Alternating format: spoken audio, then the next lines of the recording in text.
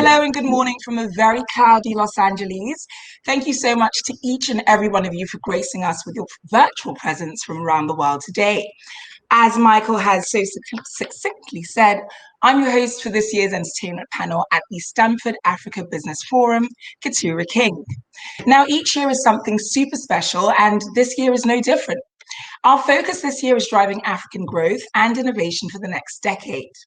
Today, we'll be sharing ideas on how Africa's current innovation and our esteemed speakers' professional lives have shaped that journey.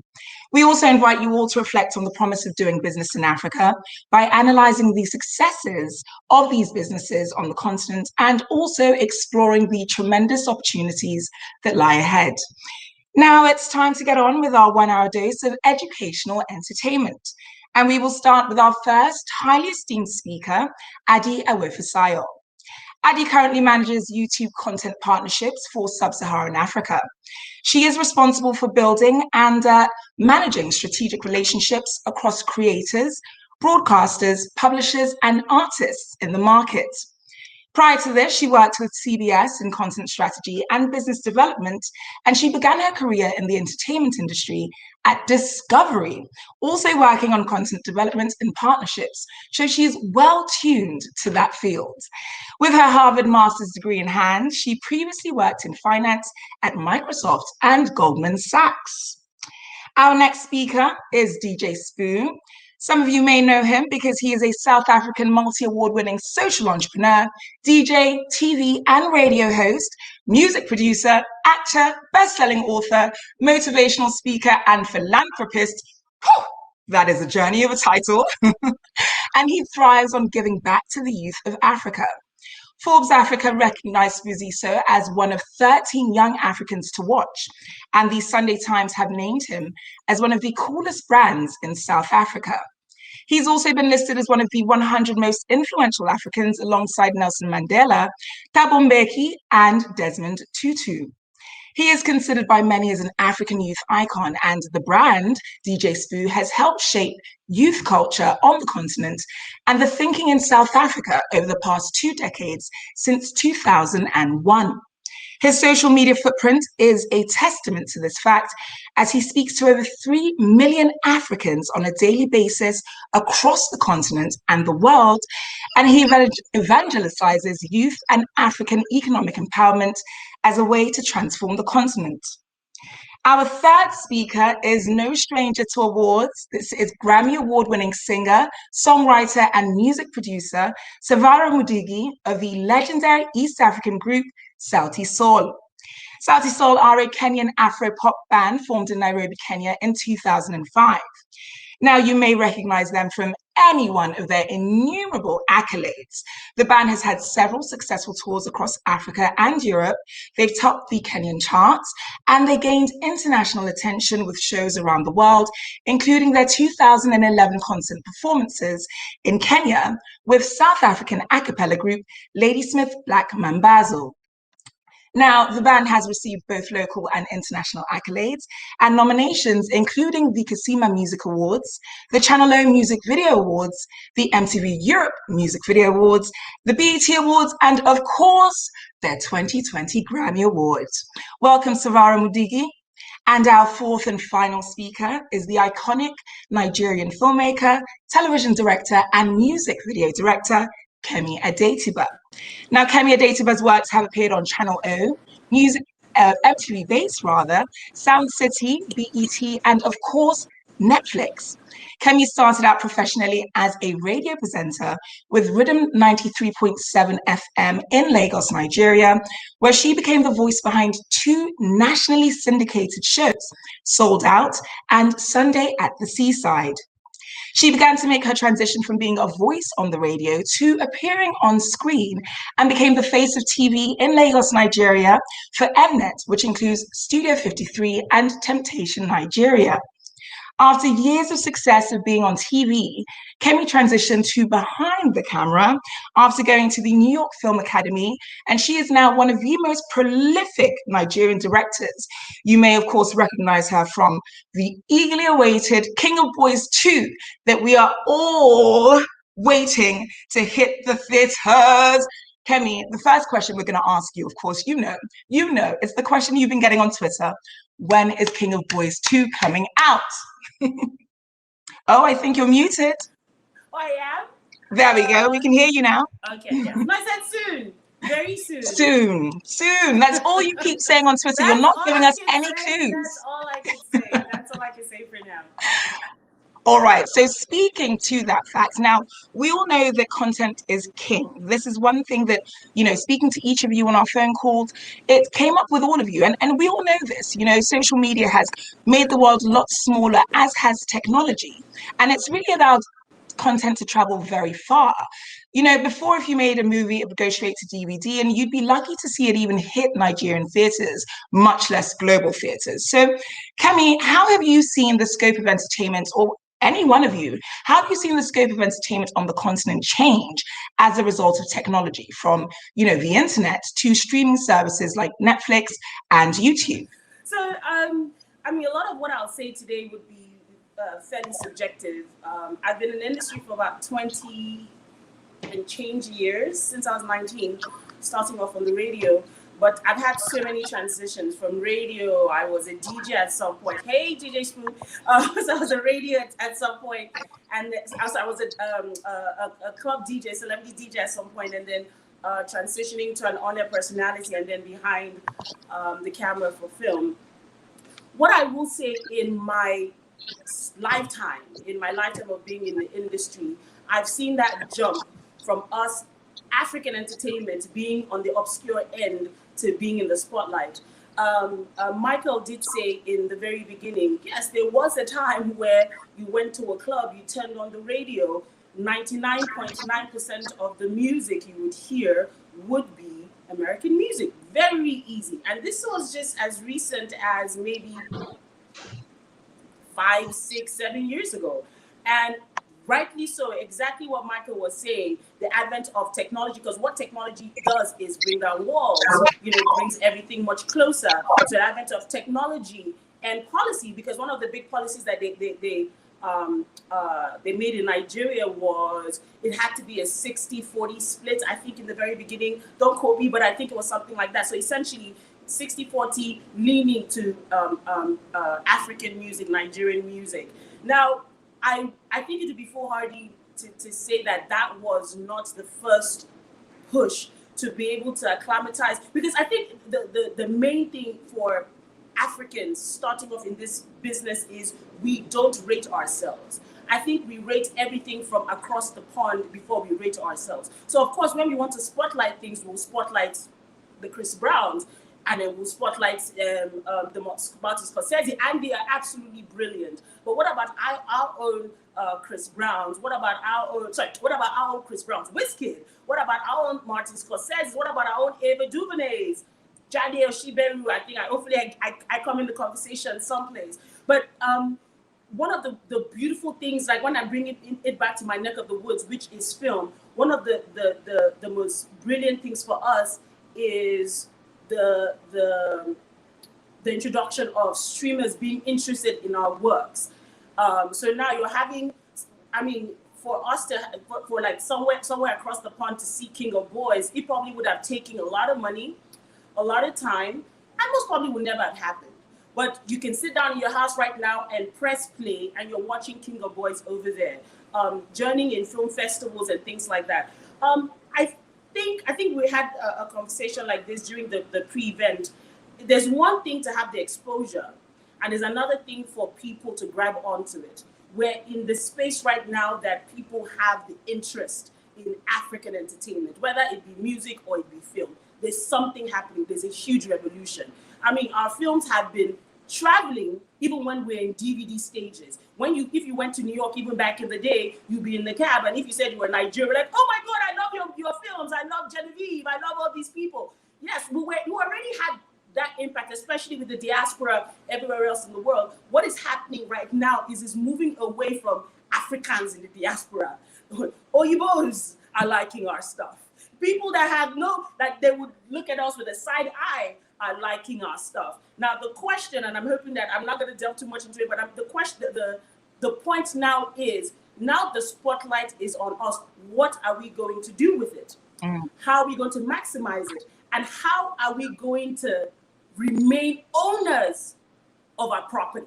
Because very easy to look at it, exchange creativity, exchange music or film with gold.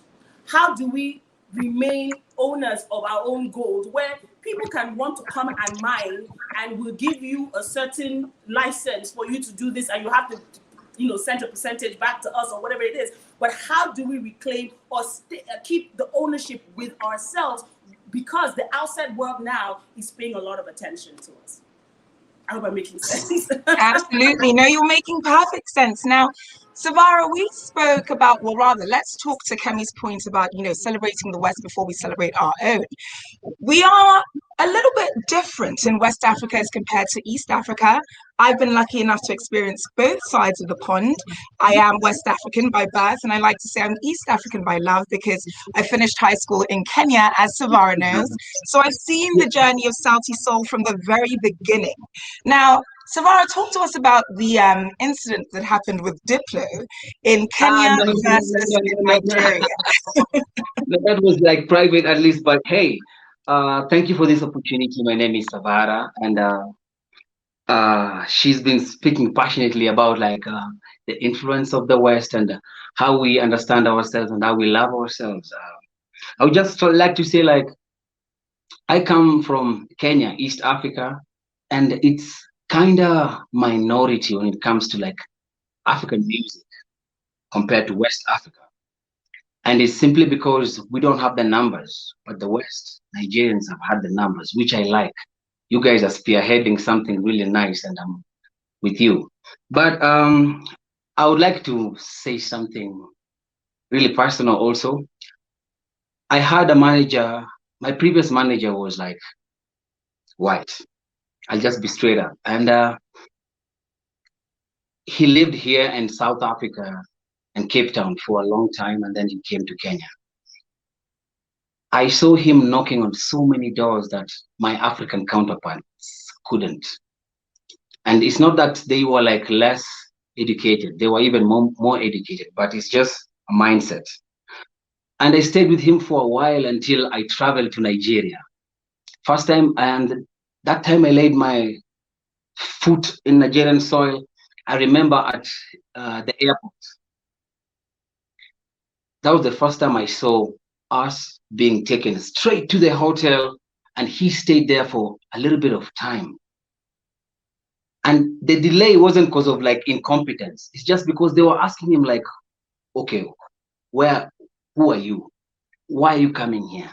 What are you coming to do here? And how they asked it, they were not condescending in any way, but they were very respectable. But I could see these are Africans who know themselves, who understand their values. And from that day, I changed my perspective. Second thing was Diplo, someone like Diplo. Diplo came to East Africa, came to Kenya. I wasn't in Kenya that day. I was in Lagos.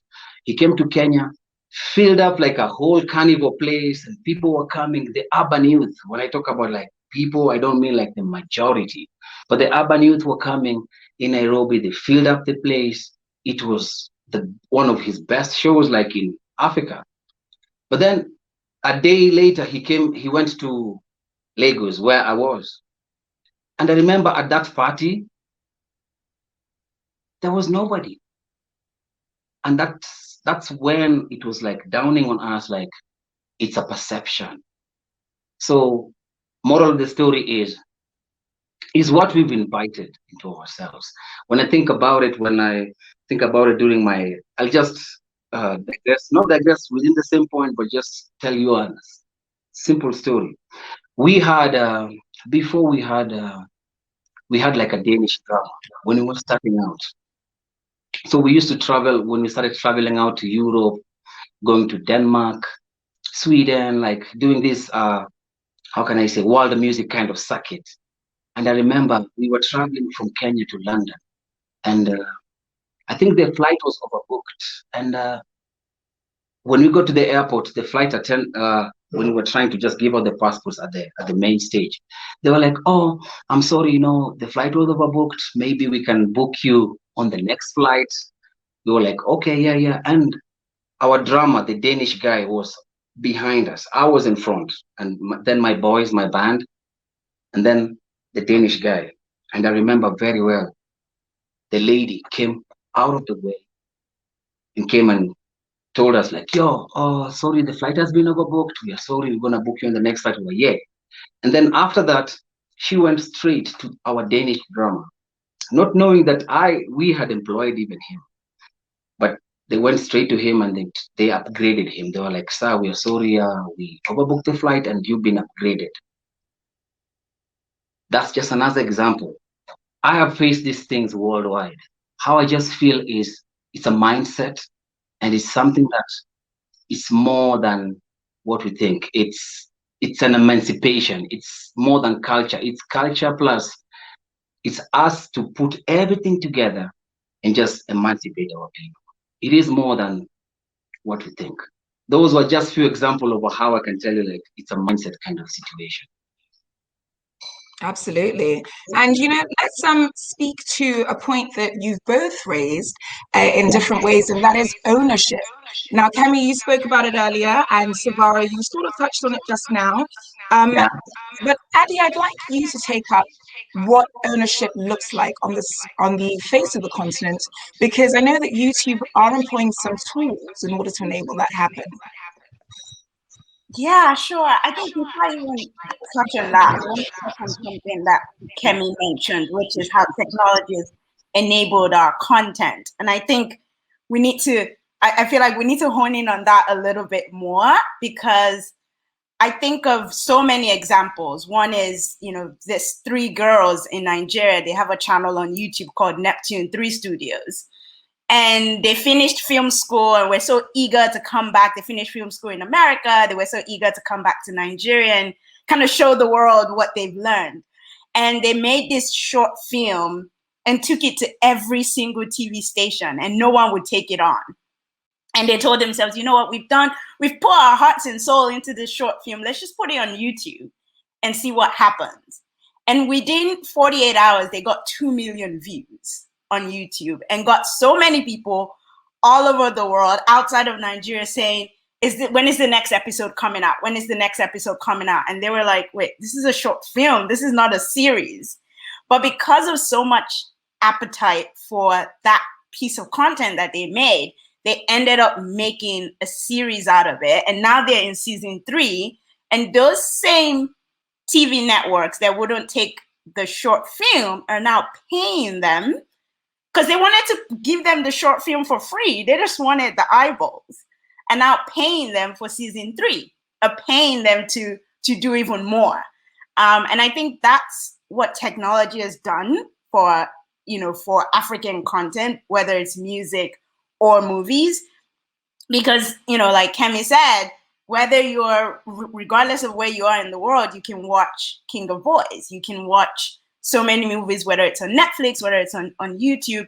And technology has sort of enabled that global audience bigger than I think we can even imagine. But anyway, I just wanted to touch on that a bit more. But I think in terms of ownership, it's sort of twofold, I think about it. So one, on YouTube, we have something called a copyright match tool or content ID. So if you're an owner of a piece of content, and you put it up on YouTube, you can use the copyright match tool to say, this is my content, so that if anyone re-uploads it, you have the option to either pull it down, you have the option to either monetize it, or you have the option to leave it up, because again, maybe more audience is what you're looking for.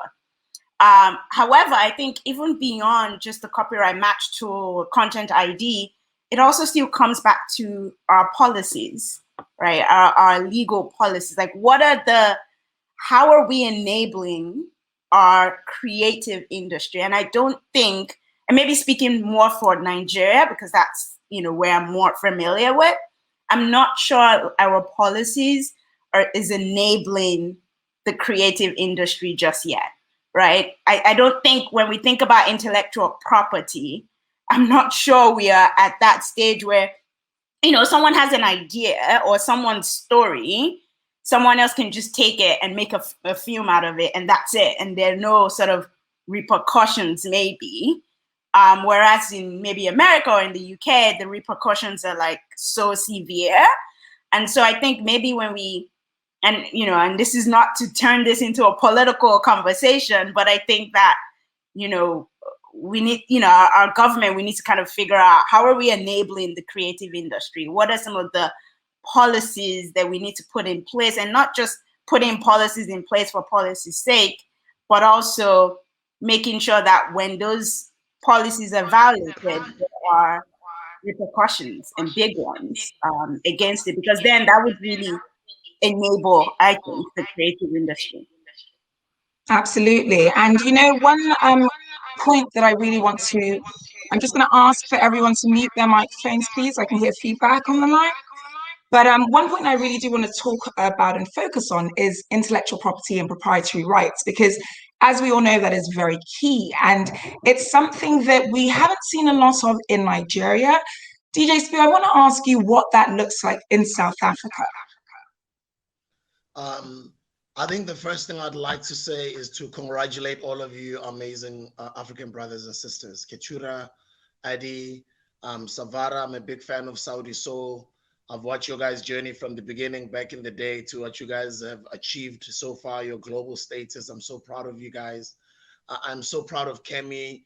I've Googled some of you guys that I was not familiar with your work before the talk, and I've just been so proud in discovering some of the incredible work that you guys have been doing in your few years in this lifetime. And I think it's an incredible thing for us to continuously do these African business forums. I mean, I've been blessed to have had an opportunity to speak at the other Ivy Leagues. I've spoken at MIT and Harvard, and having spoken at Stanford even before with other Nigerian, Ghanaian, and African entertainers who are brothers and sisters now, whom I've created relationships with. What I have seen is the narrative has been there over the years. The ideologies have been put on by our predecessors and by our ancestors as well. Our predecessors in the arts and arts and culture space. They've written songs about it. They've written movies about it. They've put out the message out there. And I always say we are the generation that have to be the doers, right? And the scope of it in South Africa right now, I'm very proud to have been brought up in that space, to come from the ghetto and have risen myself up using the arts. The arts have been very instrumental and have been a main reason why I've had such a successful life and I've had such a big voice in South Africa. But it's also a lot of my hard work as well, and teaming up with Teamworks and having had to create a network of people over the years that are now my friends or my potential business partners or people I currently work with. I kind of feel South Africa is only catching on now. I always say, with what we've all gone through with the lockdown, as sad as it was, we've lost our brothers and sisters, our aunts, our loved ones and relatives. But the other side of the coin says the lockdown period gave us an opportunity to reflect upon ourselves and look at ourselves, especially in the arts and culture space, where we understand that what we were doing, as much as it may not be an immediate necessity, but we are a very big part or an important fabric of society and culture. And that time gave us enough opportunity to write, because we always reflect what's going on in society, either by creating films, by sculpturing, by drawing, by writing music, by performing the music. We are a reflection of what's going on in every or any society. So when they look back generations from now or decades from now as to what was going on in the world at this time, they'll be looking into artists. They'll be looking into our works, what our works communicate. So I kind of feel we've had a great opportunity to write a lot of music. And what I'm seeing in South Africa right now is that finally, I always say, finally, we are catching on. I'm a very well-traveled somebody. I obviously am global like all of you guys are. And it has been hurting me over the past couple of years that my South African brothers and sisters, as much as some of us have been clued up and have been online, but the majority of South Africans haven't been online, obviously due to matters of things like our telecoms data being very expensive from these companies. But now the lockdown period has given an opportunity for musicians, artists, creatives to be as creative as possible inside. And now we're slowly starting to see their creativity they've been communicating internally starting to go out.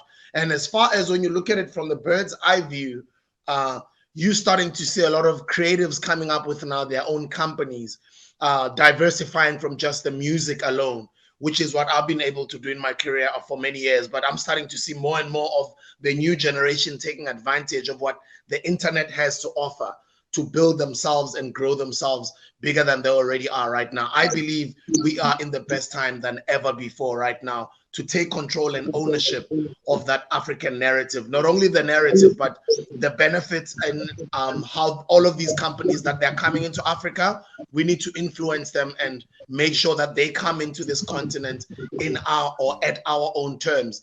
And that has a lot to do with the ones that have got the power economically. Even the ones that don't have the power economically, they don't have the money, but they've got a social following. They've got big followers, or they are celebrities in their own right in their own country.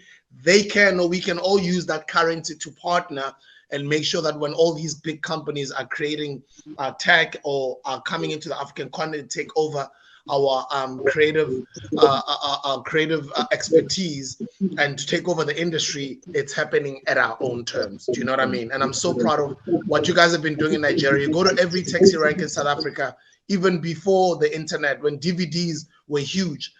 Nigerian movies are everywhere. They're big all over the world. They're big here in South Africa as well. Nigerian music is big here in South Africa as well.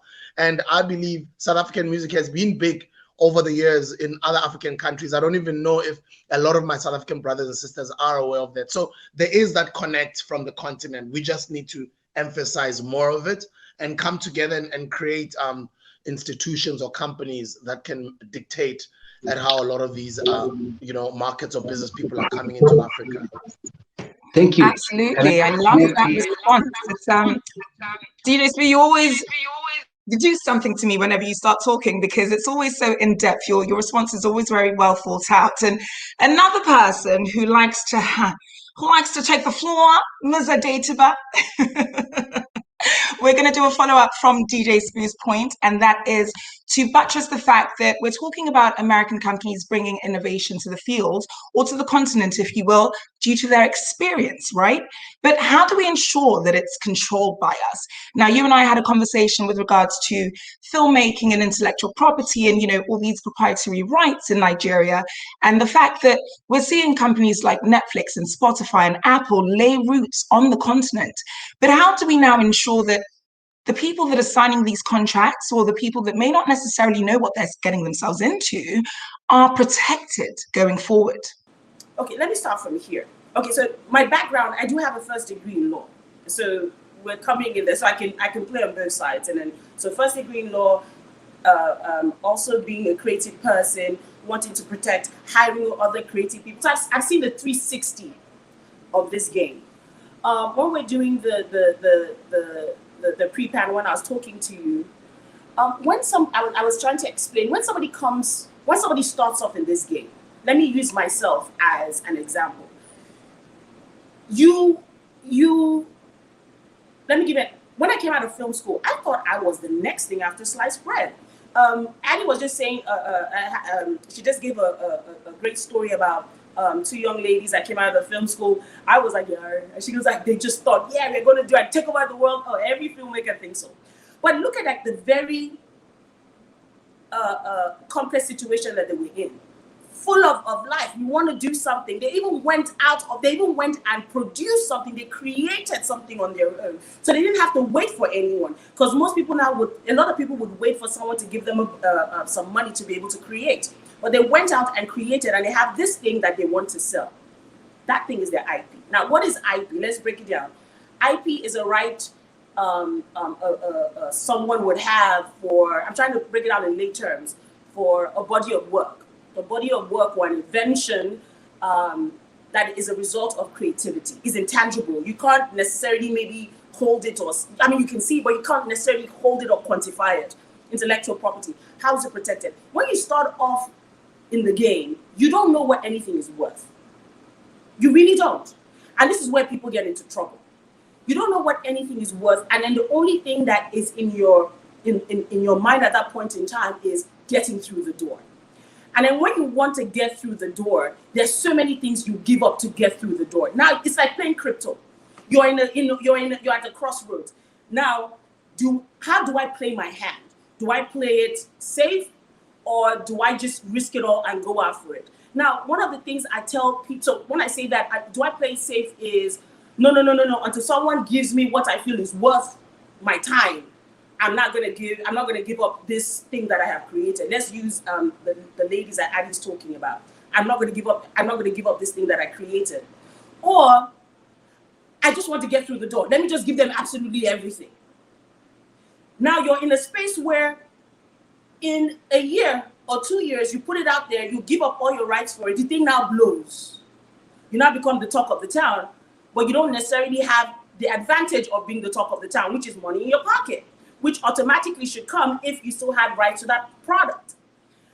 This is where everybody starts getting agitated and problem starts, because you signed a contract.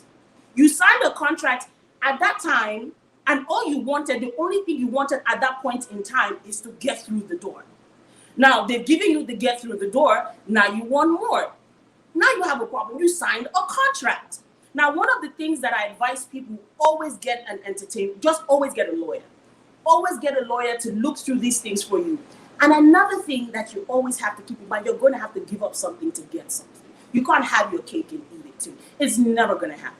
So find a happy medium. Now, let me give you an example now using myself. KOB2. I had KOB1. We all know how big KOB1 was, but now I'm going into KOB2. I'm not talking about my deal with Netflix. Let's just create like this, because I can't talk about my deal with Netflix, but let's create this fantasy contract. So let's not Netflix, let's say with YouTube. Let me make a deal with YouTube. Hi, Addy. So YouTube comes, and then YouTube says, KOB1 did so well. I want KOB2. Okay, at that moment, look at all the things, even though I'm established, KOB1 did very well, but I'm going to look at everything at my disposal at that point in time. I'm in a COVID year. Our cinema's open. So these are all the things that are on the table for me that I have to use to make a decision. And I'm like, do I want to go to the cinemas, or do I want to put it straight on YouTube? And YouTube has promised me this amount of money. Now, do I want to risk going to the cinemas? So I'm thinking, but it's a COVID year, blah, blah, blah, blah, blah. Let me go with YouTube. Now, if I go with YouTube and I sign my deal with YouTube, now I'm here, KOB2 is about to come out. You and I, everybody that's Nigerian here understands the anticipation that's going on with KOB2 now. Do you think I would have probably signed the same contract that I did last year? No, because circumstances might have changed. I'm also feeling the anticipation of the crowd. If I was giving another opportunity, I 100% most probably would change my mind on a few of the details. But I've already signed a contract. So what you do at the very beginning is limit the risk for yourself. You need that breakthrough, because you can be the most talented person on this world and he stays under your bed. There are 1,016,000 people like that. For every one of us creatives, there are 1,016 that think, oh, they are the next Chris Brown, or the next WizKids, or the next Martin Scorsese, or the next Kemi Adetiba, and they will live and die like that, never seeing a break.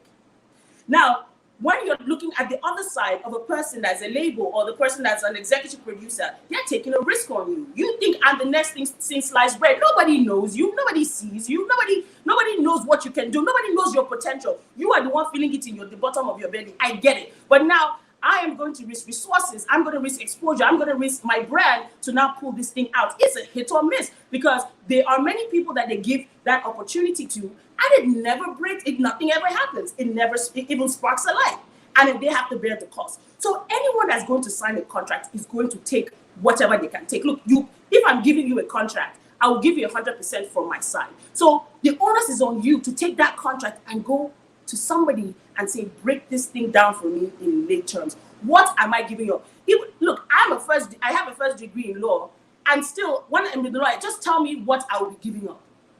Oh, you're giving up this, and you're giving up this for this amount of money. You don't have anything, and then it's forever. Okay, instead of forever, can we make it 10 years? I'm thinking, because your circumstances will change, and that's the thing about it. Look, you think Beyonce, you want to see Beyonce's first contract? You know, and that's why it's helpful when people have teams, but you don't have the luxury of having teams when you start. You just want that break. Well, during the pre-panel, we spoke about the Ikorodu boys. The Ikorodu boys, what they're doing is they're taking clips from established Hollywood films and things like that, and then they reenact them, you know, using the tools that are available to them. It is so innovative. It's amazing to see what they're using dirt essentially to create what people are recreate. Of course, not in the same sophistication, but what people are spending big budgets on. Now, the Ikorodu boys, the only thing they're looking for right now is exposure. So when Will Smith tweets them, or this other person tweets them, you've made their life. They're not even looking for anything else. Do you understand what I mean? But and then they just had a whole thing where Netflix did a whole show and everything on them, and then they put a clip out. They were on Times Square on the board. But it's going to get to a place that these guys are going to want more. Now, when you're signing a contract, you have to make allowances for that moment you want more. So you have a rule. Give yourself a little window. Look at what Addy said about the ladies. I just wanted to give, just play this thing for me. Let everybody see what I can do. And there are advantages to it. Look, Keturah, I was asking a question. I said, look, if Beyonce just was flipping through Instagram, or you just were flipping through your Instagram pages and you see Beyonce liked my Instagram photo, my photo on Instagram, will you not screenshot that Beyonce? And I said no, because I'm bigger than Beyonce. Look, and you put it on your page. Wait, what am I seeing? What I'm seeing? Is that Beyonce? Oh my God. There are people that will do that. And no one was, it's Beyonce. I mean, no one will go, oh, please. That just even that post of Beyonce liking, you don't even know how much money is going to be coming from the back. Because they're like, wait, why is Beyonce liking that post? Is something happening? Are they in conversations together? The money that can come just from that Beyonce liking. So the advantages to cracking a window open for you. But then when you're signing a contract, when you want to go through that window, you have to start thinking about yourself in 2 years' time. If I blow, would I still be as content as I am right now with this contract? I can't have everything that I want, but can I keep a piece of something? And that is what is very important. Now, taking it back to what is happening right now, I can't speak for music, and music has blown, music has gone, haywire. Now, let's talk for film. We are at the cusp of what is happening to music right now. It's our time. This is what's happening. And they're coming and mining. We had a conversation. I say it every time I have these conversations. The film and music in the Western world is saturated. You got to remember, when we were growing up, I said the Holy Trinity for us as Africans was being an engineer, lawyer, or a doctor. We didn't have the luxury to go play around like, Daddy, I want to be a musician when you're 5 years old. That will reset you with something. Do you understand what I mean? That's why I have a first degree in law. I didn't necessarily care about it, but I leaned so much to the creative side, but I wanted a safety net. So I had a safety net, and I'm very grateful for it, studying law. But then in the Western world, they nurse all that creativity from when you're a very little kid. Yeah, you want to dance, let's go be a ballerina. You want to do this, let's do that. So for us, it was one of those things that initially when people started off in this business, and then you got to give a lot of credit to the people that started this off like many years ago, because when they started off, they were the guys that fell off the wagon. They were the people that would never advance in life. Oh, you're an artist. Oh, you're a DJ. Oh, you're this. Or you're a radio, what you would call it. Oh, that means you could not make it in the real world. So you just went into this side. And then they're the ones that took a lot of the hitting for all these other people now that can go to their parents and go, I want to be a soccer player. I want to be a ballerina.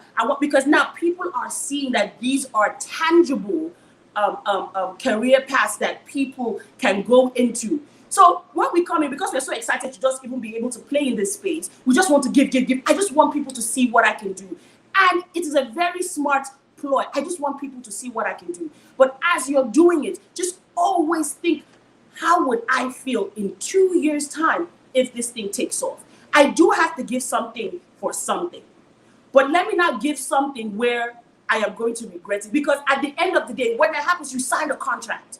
You signed a contract, and that's just what it is. So instead of giving everybody 100%, Can I give them 5? Can I also take this into my own hands?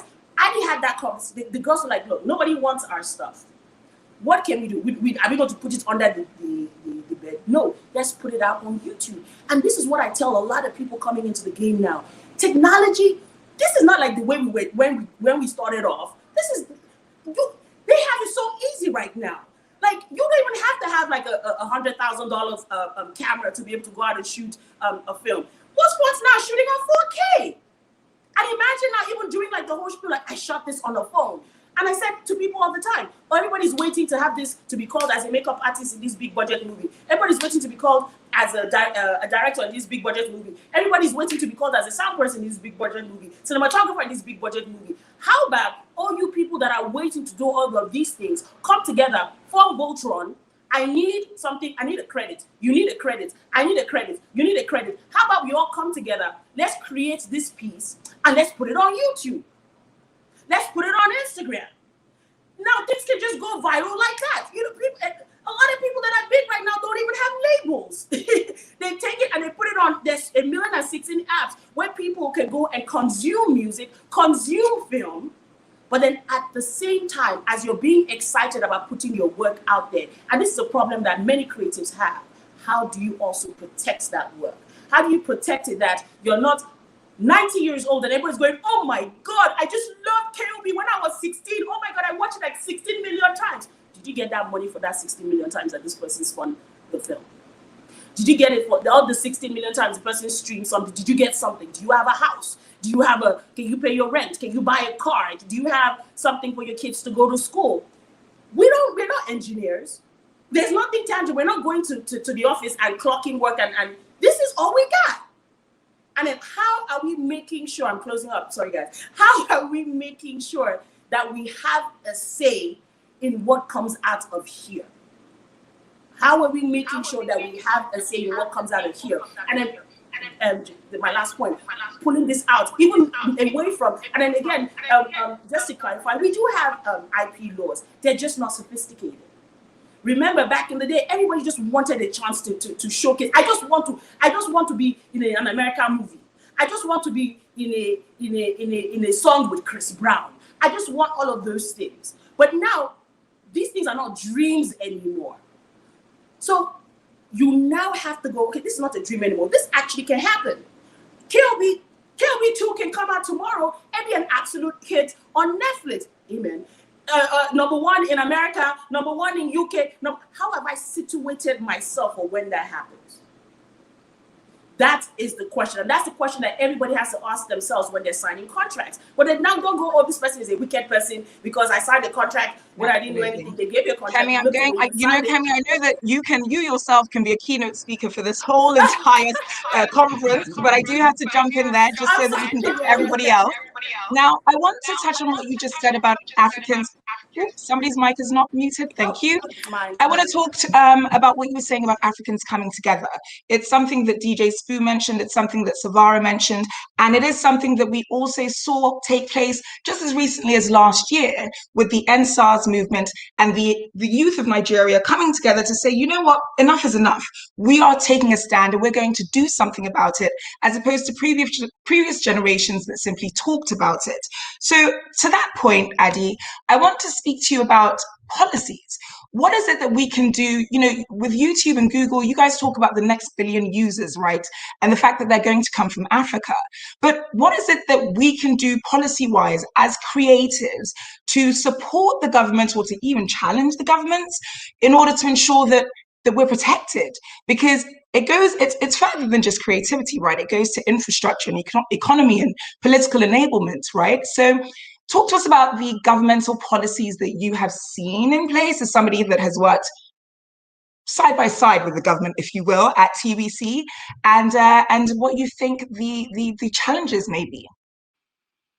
Sure. I think when Kemi was talking about just signing contracts and stuff, I immediately thought of Dave Chappelle. It's sort of unrelated to, but I immediately thought of Dave Chappelle because I feel like that's exactly, I mean, he's one of, if not the greatest comedian in the world, but then signed this contract, which basically he signed his life away. And then many years down, he's trying to get out of it, and people are like, well, you signed a contract, you know? And I just think of that, and I just think of like the people that are upcoming, like what do they need to do? What type of education or resources or just need to be in place to avoid them signing that kind of contract? Because like Kemi said, you just want to get in the door. So if someone's like, here's X amount, you're going to be on X screens all over the world, you're going to sign that. You're not going to think of like, you know, what is this going to be like 10 years from now? Because you may not even know if 10 years from now you're going to be big. But if you do know, you're like, maybe then I would, you know, I would think about something else. I think it's just, and I think that's maybe a missing piece for us in the creative space in terms of that awareness and education and knowledge. Like, how do people get that knowledge to not sign contracts where they're signing their life away? And absolutely. so, I do want us to focus on policies now, though, because we are speaking about, you know, what has gone right and what has gone wrong, right? And when we were talking about places like China, whereby you can't simply just come to China and do whatever you want to do. But we are seeing, unfortunately, on the continent, companies coming in and doing whatever they want to do. So as somebody that does what, you're the only person on the panel that actually works in an MNC as opposed to being a solo creative. What are some of those challenges that you have seen policy-wise and infrastructure-wise, and how can we enable the support of the creatives via governmental policies? Yeah, and I think, I mean, and we talked about NSARS a little bit, and I think NSARS kind of started, or if not reignited that, right? We saw how people came together on social media and how social media was really the tool that helped bring this issue that we're facing in Nigeria into the world, right? Like without Twitter or without, you know, people, you know, posting pictures and videos going viral on Instagram, then, you know, we never would have, I guess the world would never have heard of what was going on. And I think even with that, the creative industry and the creative professionals were the one who challenged what was going on. And I think it just shows to how much power and influence people in the creative space have. I think, you know, Kemi was mentioning how many years ago, if you're not a doctor or a lawyer or a nurse, you know, you probably are like a nobody. But now, how much influence artists and even influencers and actresses have, and even on the government, right? Government was listening. Davido, Fowles, these guys were going into, you know, government offices and talking and freeing people that the police were arresting. And I think just if we can have more people in the creative space really challenge the policies or advocate for even better policies. Kemi said, you know, we have IP laws, they're just not sophisticated enough. How do we get them to be sophisticated enough? Like, who are the people that need to go and challenge those things, because it will influence the industry that these people are in. So I think it's really, I mean, not to put the onus on the creative professionals, but they have so much willpower and so much influence.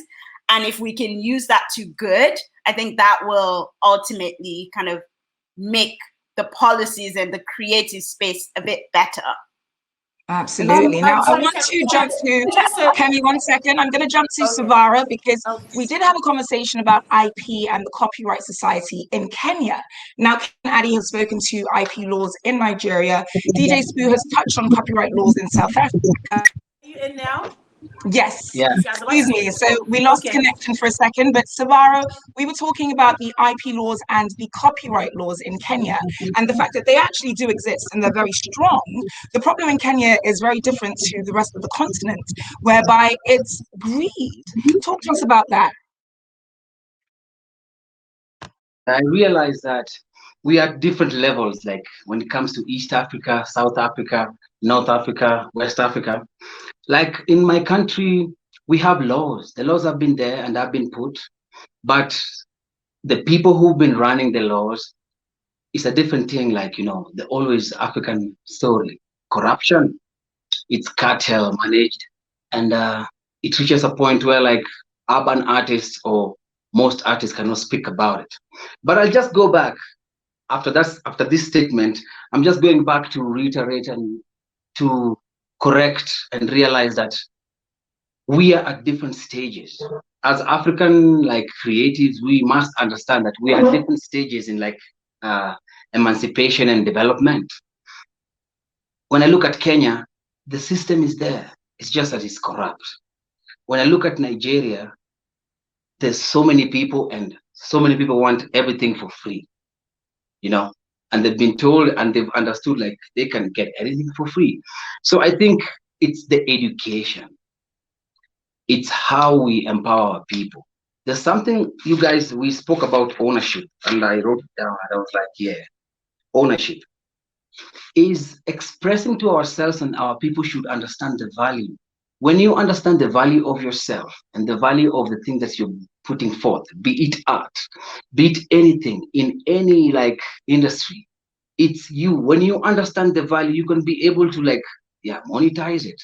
So most of our people don't understand the value. So how do we make them understand wow, this is so valuable, Yeah. So I just felt in terms of that, we have to understand, get ownership of our stuff, cultural ownership.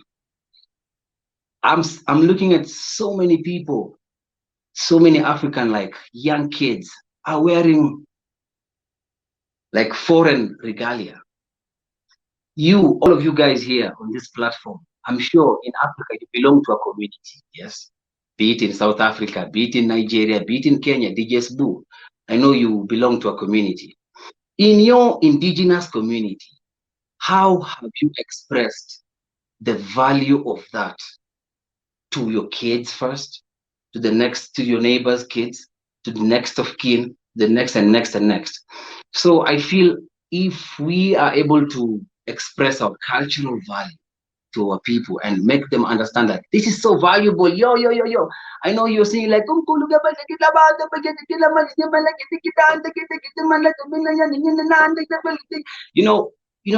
our cadence, which is so beautiful. Look at Bantu, look at Swahili language.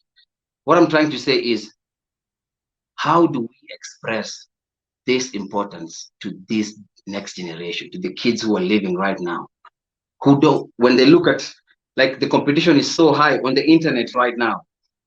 Do I struggle with top 40? Or even if it's top 40, what's top African, And how cool is top African?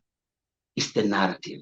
For me, it's the narrative, because if you don't spread a good narrative, all this is null and void. Yeah. So, yeah. That's absolutely. And I would like for DJ Spoo to buttress your point, because he is actually doing phenomenal work in his community, from the educational institutions that he's founded to the brands and entrepreneurial skills that he's teaching the people within his community. So Spoo, walk us through that. Thank you very much, Savara, my brother, for your contribution. It's actually, you hit the nail on the head.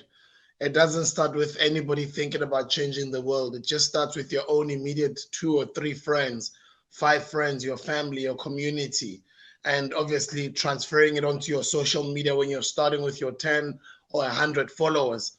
And it just keeps growing like that, the same way we get to grow our own immediate things that we're doing. And what I will do is, Keturah, my sister, I'll also answer the question from Mrs. Lindy and Kesi as to how do we monetize our value on social media. I call it social market value.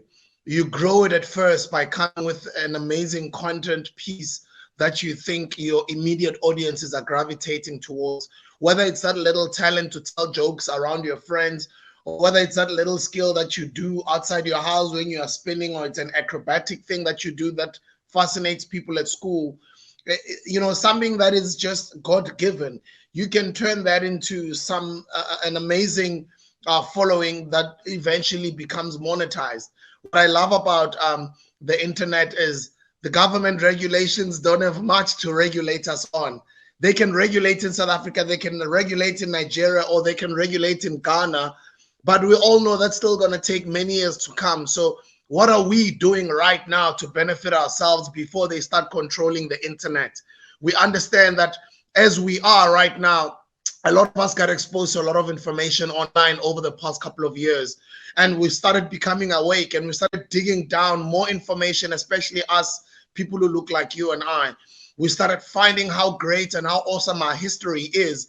And I've always said this, like the more fascinating thing that I've found, or that I started getting exposed to over the past couple of years using the internet, is the deeper you dig into the history of the world, the more you find out actually that the world is more darker. And the more you find out that a lot of the things that you and I have always known about ourselves has been misinformation, which puts us in a better light to say, actually, I'm more greater than what I've always thought. And I'm very blessed to have used my own personal God-given talents to create a record company from when I was young at 19. I'm turning 42 at the end of this month. So that's like, what, 20 years ago? So I've been a very big fabric and a very big pillar of, or let me say, one of the biggest contributors as far as arts and culture in South Africa is concerned. But I didn't just stop there. For my God-given talents, I created not only TV shows and radio shows and music albums, but I created companies out of it. My first company was a music company that was quite a success. I've moved on to start educational companies, writing a series of many books. I've written 3 best-selling books. We've published more books than that in our educational services company. I've started 2 radio stations. I remember when I started out, I was fired from a mainstream media network. Some of you guys would know the South African Broadcasting Corporation, which is a government institution. And we all know in most African countries, the government broadcasters are the biggest, because they are funded by the government for many, many years, and they've been used as tools to communicate knowledge and information to our people, the masses, right? So I was one of those people that have had a successful career from the government broadcasters. On television, I've had a successful career, and on radio. But what I was able to do was I got fired from the government platforms, obviously for marketing. If you read my story, you'll find out I got fired for marketing my energy drink, which was a startup company, at a live awards show, because I knew how many millions of people were watching, and I knew nobody could edit me out. But at the same time, I didn't feel I was doing anything wrong, because we go to those stages and we shout out Louis Vuitton, we shout out Gucci and all these European brands, and it has been instilled in our minds that that is normal. But when I went on stage and I promoted my brand, I got myself fired out of it. But my point that I'm trying to drive home is I didn't just cry victim and look back and say, I've been fired, I'm just going to watch my career go down the drain. I knew of the social market value I had in the marketplace, that I decided to go start my own internet radio DJ station. Spoo, we unfortunately do have to wrap. So if you could give us one quick, actionable step and advice that you can give the audience, that'd be great. One sentence or less.